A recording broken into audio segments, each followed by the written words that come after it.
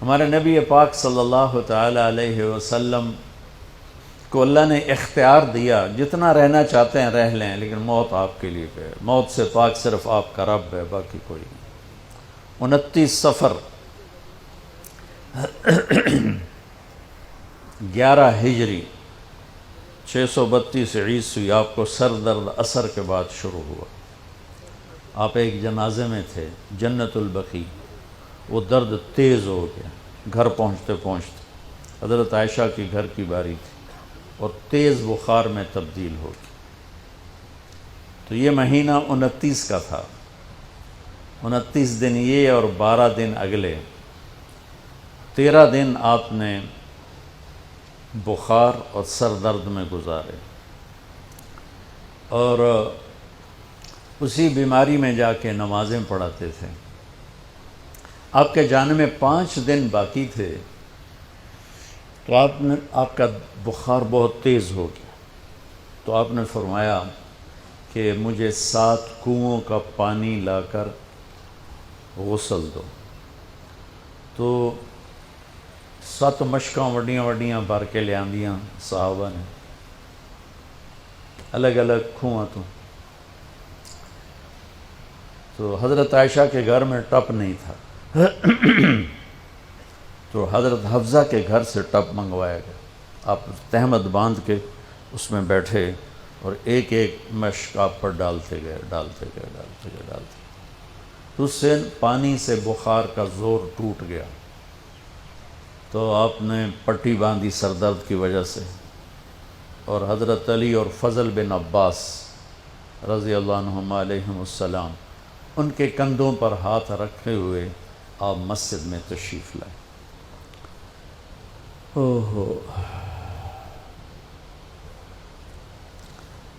اور مسجد بھری ہوئی تھی۔ آپ نے ایک چھوٹا سا بیان دیا، وہ آپ کو سنانا چاہتا ہوں۔ آپ نے فرمایا، لوگوں، میں ایک زمانہ تم میں گزار کے جا رہا ہوں، میں نے کسی کا حق مارا ہو تو مجھ سے لے لو، کسی پہ زیادتی کی ہو تو بدلہ لے لو، کسی کو تھپڑ مارا ہو، سوٹی ماری ہو، بدلہ لے لو، قیامت کے دن میرے اوپر کوئی مقدمہ نہ کر دینا، میں اس دن کی پیشی کو برداشت نہیں کر سکتا۔ جن کی طفیل لوگوں کی پیشیاں معاف ہو جائیں گی، جن کی طفیل حساب شروع ہوگا، جن کی طفیل کروڑوں اربوں گناہگار ان کو معافی ملے گی، وہ امت کو کیا پیغام دے کے جا رہے ہیں کہ جب میرے ذمے کوئی ہے تو ہون لے لو، اتھے نہ منگیا جائے۔ آپ نے اس کو اتنا دہرایا کہ صحابہ رونے لگے، تو آپ نے اتر کے ظہر کی نماز پڑھائی، پھر ممبر پہ آ گئے، پھر اسی بات کو دہرایا، میں نے کسی کا حق مارا ہو، کسی کو تھپڑ مارا ہو، کسی کو سوٹی ماری ہو، کسی پر زیادتی کی ہو، یہ میری جان بھی حاضر ہے، میرا مال بھی حاضر ہے، یہیں فیصلہ کرو میرے ساتھ، آگے نہ اٹھانا۔ ایک آدمی کھڑے ہو گئے، یا رسول اللہ، آپ نے میرے 3 روپے دینے۔ آپ نے فرمایا، ضرور دینے ہوں گے پر مجھے یاد نہیں، ذرا یاد تو کراؤ۔ کہ یا رسول اللہ، آپ کے پاس سائل آیا تھا تو آپ کبھی سائل کو لوٹاتے نہیں تھے کہ نہیں بھی میرے کو ہے کوئی نہیں، یہاں تک کہتے تھے وہ فلاں دکاندار سے جا کے ادھار لے لے، جب میرے پاس آئیں گے میں تیرا ادھار چکا دوں، خالی نہیں بھیجتے تھے۔ تو کہنے لگے، یا رسول اللہ، سائل آیا تھا، آپ کے پاس تھے نہیں، آپ نے مجھ سے پوچھا تیرے پاس کچھ ہیں؟ تو میرے پاس 3 درہم تھے، تو آپ نے کہا اس کو دے دے، میں تمہیں دے دوں گا۔ تو ہم نے کہا ہاں، یاد آ گیا۔ تو پھر آپ کے گھر میں تو ایک چھٹانک تیل نہیں تھا کہ ڈیوا بال جائے، تو آپ نے فرمایا اپنے چچا زاد فضل بن عباس، فضل تو میرا یہ قرضہ ذمہ لیتا ہے؟ کہا جی۔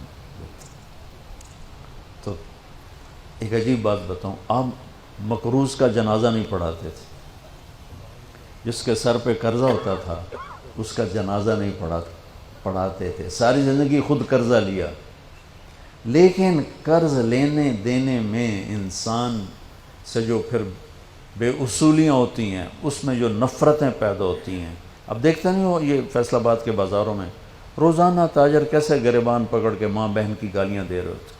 میں ان تاجروں سے کہتا ہوں، یا ادھار دینا بند کرو یا گالیاں دینا بند کرو، کیوں کسی کی بیٹی کی عزت کو اچھالتے ہو؟ لاکھ 2 لاکھ کے پیچھے نہ کسی کی ماں چھوڑتے ہو نہ بہن چھوڑتے ہو. بھائی وہ حقوق کا معاملہ بہت سخت. تو میرے نبی جیسی پاک ہستی حقوق کے بارے میں کہہ رہے ہیں بھائی جو کوئی بدلہ لینا جائے اتھے ہی لے لو. تو صحابہ حاضر خدمت ہوئے، یا رسول اللہ لگتا ہے جانے کا وقت قریب ہے. تو آپ رونے لگے. آپ نے کہا میں تمہیں اللہ کے سپرد کرتا ہوں، اللہ تمہارا ساتھی اور حامی اور ناصر ہو. جمعرات کا دن عشاء کی نماز آپ پڑھانے کے لیے اٹھے اور غش آیا اور دوبارہ لیٹ گئے. تو پھر تھوڑی دیر کے بعد آپ کو دوبارہ ہوش آیا تو آپ نے فرمایا عشاء کی نماز ہو گئی ہے؟ کہا جی نہیں، آپ کا انتظار ہے. تو آپ اٹھنے لگے، پھر اٹھ نہیں سکے، پھر لیٹ گئے. پھر تیسری دفعہ آپ اٹھے، عشاء کی نماز ہو گئی. کہا جی آپ کا انتظار ہے. تو آپ پھر اٹھنا چاہا، نہیں اٹھ سکے. تو آپ نے فرمایا ابو بکر سے کہو عشاء کی نماز پڑھائے. تو ابو بکر ذرا پیچھے کھڑے تھے، عمر آگے کھڑے تھے. تو لوگوں نے کہا نماز ہی پڑھاونی، کوئی پڑھا دے. تو انہوں نے عمر کو آگے کر دیا، وہ پہلی صف میں کھڑے تھے. جب حضرت عمر نے اللہ اکبر کی تو آپ نے اندر میں آواز سنی تو زور سے فرمایا کہ عمر کو پیچھے کرو، ابو بکر کو آگے کرو. میرے رب کا فرمان ہے میرے مصلی پر صرف ابو بکر کھڑا ہو سکتا. تو عمر کو پیچھے کیا گیا اور ابو بکر کو آگے کیا گیا. تو جمعرات کی 1 نماز عشاء، اور جمعے کی 5، ہفتے کی 5، اتوار کی 5، 15، فجر کی 1. تو جمعرات اور پیر کی 1 اور یہ 15، 17 نمازیں آپ نے پڑھائیں اللہ کے نبی کی موجودگی میں. تو ہفتے کا دن تھا تو جبریل آئے، یا رسول اللہ مجھے اللہ نے آپ کی خدمت میں بھیجا ہے کہ میں آپ کا حال پوچھ کے ہوں. آپ کا کیا حال؟ تو آپ نے کہا جبریل بڑی تکلیف. اتوار کو پھر اللہ کے نبی کی خدمت میں جبریل ہے، یا رسول اللہ مجھے اللہ نے بھیجا ہے میں پوچھ کے ہوں کہ آپ کا کیا حال ہے. آپ نے کہا جبریل بڑی تکلیف. پیر کے دن، ہفتے کے دن آپ ظہر کی نماز کے لیے حضرت علی اور فضل بن عباس کے کندھوں پہ ہاتھ رکھ کر آپ مسجد میں انٹر ہوئے. ابو بکر نماز پڑھا رہے تھے. تو آپ نے یہاں سے محسوس کیا کہ اللہ کے نبی انٹر ہو رہے ہیں تو وہ پیچھے ہٹنے لگے. تو آپ نے ایسے ہاتھ کا اشارہ کر کے روکا اور ان کی لیفٹ سائڈ بیٹھ کر آپ نے 4 رکعت نماز ظہر یا عصر ادا فرمائی. یہ آپ کی آخری ملاقات تھی اپنی امت کے ساتھ. اس کے بعد آپ اللہ کی خدمت کے پاس حاضر ہو گئے. پیر کی صبح ہو آپ نے تھوڑا سا دروازہ کھول کے امت کو نماز پڑھتے دیکھا. تو جب دروازہ کھولنے کی آواز آئی تو حضرت انس فرماتے ہیں کہ سارے نمازی ایسے بھولے کہ جیسے نماز میں ہم ہیں ہی نہیں، اور سارے اللہ کے نبی کو یوں دیکھنے لگے. ایسے کسی کو یاد ہی نہیں رہا کہ ہم نماز پڑھ رہے ہیں، سب یوں دیکھ رہے ہیں. جب آپ نے دیکھا یہ تو نماز میں ہی میری طرف متوجہ ہو گئے اور نماز میں کمی آ رہی، تو آپ نے پھر پردہ گرا دیا. یہ آپ کا اور امت کا آخری دیدار تھا. تو اشراق کے بعد آپ نے یہ 7 جون سخت گرمی تھی اور 12 ربیع الاول 632 عیسوی اور 11 ہجری. تو آپ نے اپنی ساری بیگمات کو بلایا. حضرت عائشہ فرماتی ہیں میں نصیب والی ہوں کہ مات فی سحری و نحری، اللہ کے آخری نبی میری ٹھوڑی اور سینے کے درمیان اللہ کی بارگاہ میں پیش ہوئے. یہ کیفیت تھی میرے نبی کی. یہ اس طرح آپ نے اپنی بیگم کے سینے پر سر رکھا ہوا تھا اور اس طرح نیم دراز تھے آپ اس طرح. تو آپ نے اپنی ساری بیویوں کو بلایا اور ان سے ملاقات کی. کچھ نہیں بتایا کہ میں جا رہا ہوں. اس کے بعد آپ نے بیٹی فاطمہ کو بلایا اور ان سے فرمایا کہ بیٹی میں جا رہا ہوں. تو وہ رونے لگیں. تو ہم نے کہا رو نہیں، سب سے پہلے تو ہی آئے گی مجھے ملنے. 6 مہینے بعد بیٹی کا بھی انتقال ہو گیا. پھر آپ نے مولا علی کو بلایا، ان کا سر اپنی گود میں رکھا اور ان کی کمر پہ ہاتھ پھیرتے رہے اور دعا دیتے رہے. دعا یہ سب کچھ بڑے سکون کے ساتھ ہو. آخر میں دونوں بچوں کو بلایا، حسن حسین. جن میں آپ کی جان اٹکی ہوتی. آپ فرمایا کرتے تھے میری آنکھوں کی ٹھنڈک، میرے 2 پھول، میری دنیا کی بہار، میرے جگر کے ٹکڑے. تو آخر میں دونوں بچے بولائے اور یوں جو لیا نا سینے سے لگا تو ساتھ ہی آنسو شروع ہو. وہ سارا منظر آگے کھل گیا تو بے ساختہ آنسو. ایک دفعہ آپ نے حضرت ام سلمہ سے فرمایا، ام سلمہ آپ کی بیگمات میں سے کہ ایک فرشتہ آ رہا ہے جو آج تک کبھی نہیں آیا، پہلی دفعہ آ رہا ہے مجھ سے ملنے، تم دروازے پہ کھڑی ہو جاؤ، کسی کو اندر نہ آنے دینا. وہ کھڑی ہو گئیں. تھوڑی دیر میں کہیں سے امام حسین آ گئے کھیلتے ہوئے، وہ اندر جانے لگے، انہوں نے روک لیا. روکا تو وہ رونے لگے، روئے تو انہوں نے چھوڑ دیا. تھوڑی دیر کے بعد اندر سے زور زور سے رونے کی آواز آئی اللہ کے نبی کی، تڑپ تڑپ کے رونے کی آواز. اندر گئی تو کیا دیکھا کہ آپ نے حسین کو یوں سینے سے لگایا ہوا تھا زور سے، اور یہ آپ کی کیفیت تھی، ہل ہل کے رو رہے اس طرح، پوری باڈی آپ کی غم کی وجہ سے ایسے کانپ رہی، شیورنگ تھی ایسے. تو حضرت ام سلمہ نے پوچھا یا رسول اللہ میرے ماں باپ قربان، کیوں رو رہے ہیں، کیا ہوا؟ کہا یہ فرشتہ میرے پاس کھڑا ہے، مجھے کہہ رہا ہے آپ کو اس سے بہت پیار ہے. میں کہہ رہا ہوں ہاں. مجھے کہہ رہا ہے آپ کی امت ہی اس کو ذبح کر دے گی، اور مجھے وہ مٹی دکھائی ہے جس میں اس کا خون گرے گا. تو وہ ان دونوں کو گلے سے جو لگایا نا تو بے ساختہ آنسو، پھر ان کو بھی رخصت فرما دی. بس ان کے جانے کے تھوڑی دیر بعد جبریل آ گئے، آ کے کھڑے ہو گئے. آپ نے فرمایا کیا بات؟ کہنے لگے جی باہر ملک الموت کھڑا ہے، اندر آنے کی اجازت چاہتا. آپ نے کہا آ جائے. اس نے اندر آ کر کہا السلام علیکہ یا رسول اللہ.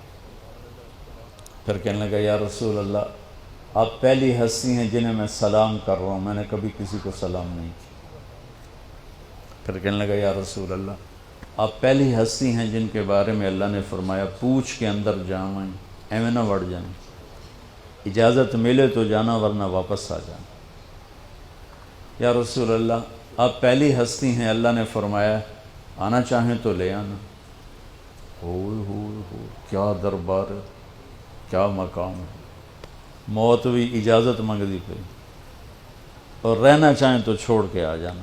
عیش معاشیت میرے محبوب، آپ جتنا زندہ رہنا چاہتے ہیں آپ کو اجازت. توڑے واسطے 63 سال کی کوئی قید کوئی نہیں، توڑی اپنی مرضی. تو آپ نے پوچھا اگر میں تمہیں اجازت دے دوں تو میری جان بھی نکالو گی؟ کہ جی رسول یہ تو اللہ کا امر ہے، میری کڑی اوقات. تو آپ نے جبریل کو دیکھا. اب ذرا میری آنکھوں کو دیکھو. تو آپ نے یوں کیا. یہ بھی سوال ہوتا کی صلاح ہے، تو بجائے منہ کے آدمی نہیں پوچھتا ہے، یہاں سے سوال کرتا. آنکھیں بھی بہت کچھ کہہ دیتی ہیں، بہت کچھ سنا دیتی ہیں. تو آپ نے یوں کیا. تو وہ سمجھ گئے کہ اللہ کے نبی کہہ رہے ہیں تیری کی صلاح ہے. تو انہوں نے عرض کہ ان ربک الیک لمشتاق. یا رسول اللہ آپ کی ملاقات کے شوق میں بیٹھے، بڑے شوق میں ہیں اللہ آپ کی ملاقات. بھائیو مانگا کرو یا اللہ وہ موت دے کہ تو ہماری ملاقات کے شوق میں ہو، ہمیں مردود نہ کر دے بلکہ ہمارے لیے اپنی رضا کے دروازے کھول دے. اب سنو ایک بات.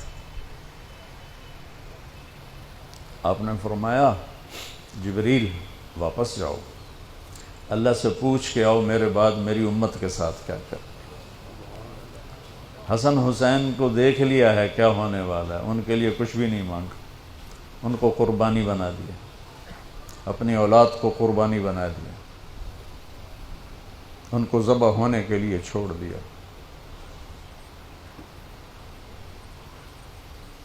اور تمہارے لیے ہاتھ اٹھا دیا کہ پوچھ کے آ پہلے میرے بعد میری امت کے ساتھ کیا کرے.